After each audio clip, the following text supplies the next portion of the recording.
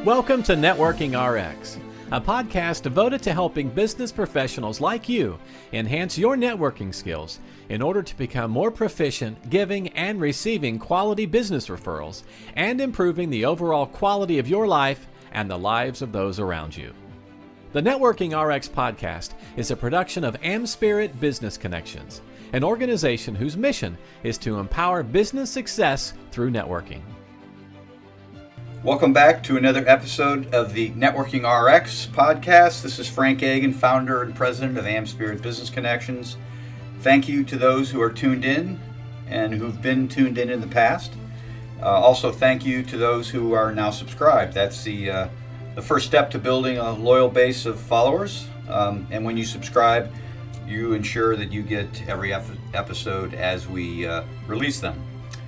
And also thanks to those who have referred others to the podcast. That's also helpful. And finally, thanks to those who've reached out with comments and questions. Feedback is always useful. All right, let's talk sports. Those who know me know that I enjoy watching and following sports. My favorite sport to watch is now soccer. All three of my kids have played it from the time they were little rugrats on up into high school and on into college. And so I've watched a lot of soccer, and with all of that, I've developed an acquired taste for it.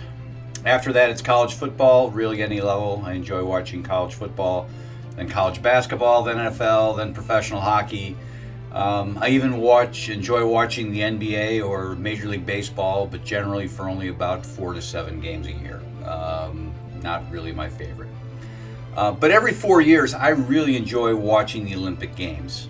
The summer games more so than the winter games, but I enjoy watching the Olympics. And I have a lot of memories of the Olympics. These sort of date me. I remember seeing the 1972 Olympic Games. I grew up in the Upper Peninsula of Michigan. We didn't have cable. There really wasn't, well, there was cable at the time. We didn't have it, but we just happened to be house watching for our neighbor, Mr. Ortner.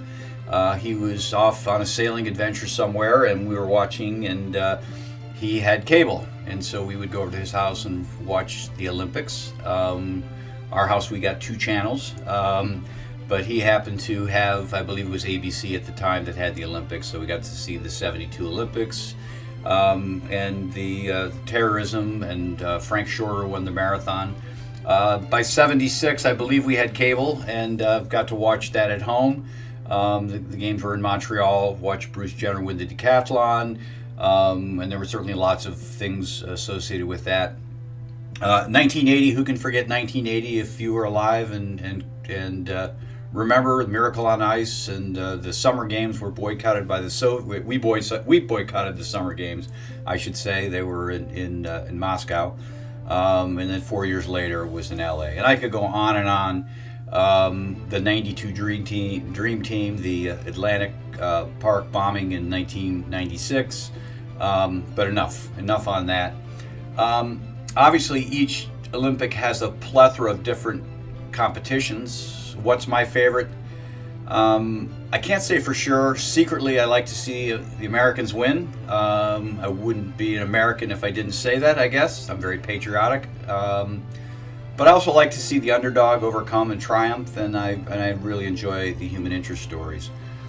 While I can't speak to my favorite per se, I think that the overwhelming favorite, and I say overwhelming judging by television ratings, the overwhelming favorite part of any Olympic Games are the opening ceremonies.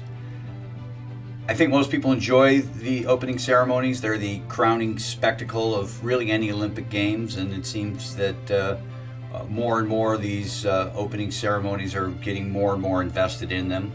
And no matter what Olympic sport you happen to be a fan of, or even if you're not a fan of sports at all, the exhibition that has become the opening ceremonies is captivating, entertaining, and to a degree inspiring. Traditionally, the opening ceremonies of the Olympic Games is officially opened by the head of state of the host nation, such as the president, the prime minister, even a king. From there, nation after nation enters the stadium, each being led by an athlete that they've elected from their delegation that will carry the flag. As each country proceeds around the infield, when they pass where the head of state is seated, following tradition, the flag bearer dips the nation's flag in deference to the host country's lead dignitary. Literally every nation follows this protocol, every nation but one, the United States. This exception to the tradition is considered tradition in and of itself, and it relates back over 100 years to the 1908 games, which are held in London. On July 14th at approximately 2:45 p.m., the Austria delegation led the way as the Parade of Nations began, and started around what was White City Stadium for the opening ceremonies. Eventually, the United States joined the procession, and they were led by 6'6", 275-pound Ralph Rose. He was the flag bearer. He was a shot putter. As the contingent of Americans marched towards King Edward VII, to the outrage of the crowd, Rose didn't lower the American flag as was the custom. Although there was some debate as to how much of the uproar this created amongst the British, one American response to the act was clear. Martin Sheridan, who was also a fellow shot putter, emphatically stated, "This flag dips to no earthly king." As such, a bucking tradition was born within the United States in the opening ceremonies of the Olympic Games. The American delegation does not lower its flag. The American flag remains high before kings, presidents, emperors. It's not dipped in nations such as Canada, Germany, or China. No matter the dignitary and no matter the country, in the opening ceremonies of the Olympic Games, the Americans keep the flag standing tall. Pride, confidence, optimism. In doing some research on this, it seems to be a little more complicated than that, and I'll touch on that and get back into the program. It seemed that part of the reason Rose didn't dip the flag was because he was Irish and had a disdain for Great Britain at the time, the host country. Others maintain, in looking into this, that the U.S. has dipped its flag a time or two after the 1908 games. But when it got to the 1936 games, which were in Berlin, the U.S. Olympic Committee committed to keeping the flag flying high as it went by Adolf Hitler, which was, I guess, a big middle finger to Adolf. Whatever the case, and however you view it, when it comes to the opening ceremonies of Olympic Games, the American flag dips for no one, for no earthly king. What does this have to do with networking? You're no different than the American flag. You have every reason to stand tall in any situation, no matter who you encounter. And you shouldn't shy away from meeting anyone as a result of that. Yes, there are people who have accomplished much. You're going to run across award-winning authors, noteworthy business professionals, and civic leaders of every kind. Don't concede anything to them. Rather, stop and reflect and take an inventory of your own past. I'm sure it's a proud one, marked by wonderful milestones, accomplishments, and achievements. Yes, there are people who offer a great deal to society. There are architects, innovations, master craftsmen, people who command loyal followers. Don't wilt in their presence. Stand tall. Rather, have every confidence that no matter what you do, your contribution to society or your community serves to make the world a better place as well, even if it's just your own little corner of the world. Yes, there are people whose crowning achievements are clearly ahead of them, future dignitaries, rising corporate stars, budding entrepreneurial types. Nevertheless, don't back down from them. Stand tall, no matter how high their stock may rise. Remember, you should have every optimism that your stock will rise too.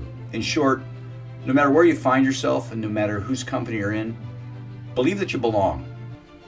Know this, from the moment you walk in any room, you set about building the know, like, and trust amongst those who are or will be in your network. And generally, this is before you even speak a word. Everyone who sees you begins to evaluate you. In this informal assessment, they observe your demeanor, mannerisms, and even body language. Within just a few short seconds, whether they know it or not, they draw several conclusions about you. One thing you want them to know is that you're confident and self-assured. As such, stand tall, throw your shoulders back, and offer yourself to those around you. But don't bow to any earthly king. If you stand tall, under any circumstances, in the end, your brand, or better yet, your networking prowess, will be tall in the company of anyone.